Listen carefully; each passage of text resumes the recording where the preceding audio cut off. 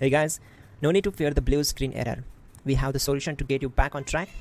Just follow my screen to fix this issue. Now we need to click on advanced options, then click on troubleshoot. Now click on advanced options, and at the last we need to click on command prompt.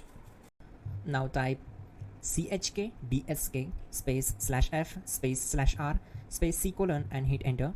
Now we need to wait for some time to complete the process. Now type c colon and hit enter. Now type cd space c colon / and hit enter to execute the command. Now execute this command. Type cd space windows and simply hit enter. Type cd space system32 and simply hit enter. Now execute this command. Type cd space config and simply hit enter. Then type md space backup and hit enter. Now type copy ** backup and simply hit enter to execute the command. Now execute the command md space backup1 and simply hit enter.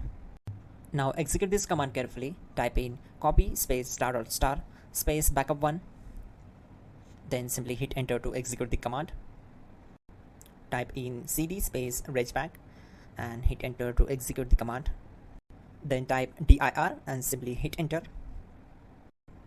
Type copy space ** space ..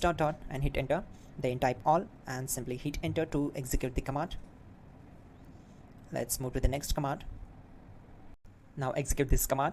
Type bootrec space /fixmbr and simply hit enter. Now type in bootrec space /fixboot and simply hit enter to execute the command. Now execute this command cd space c colon /. Now execute this command. Type cd space windows /system32 /config /regback, then simply hit enter to execute this command. Now type this command bcd edit space /exports space c colon /bcd backup, then hit enter. Now type cd space c colon / and hit enter. Now type md space boot and hit enter. Type cd space boot and simply hit enter. Now type md space bcd and simply hit enter.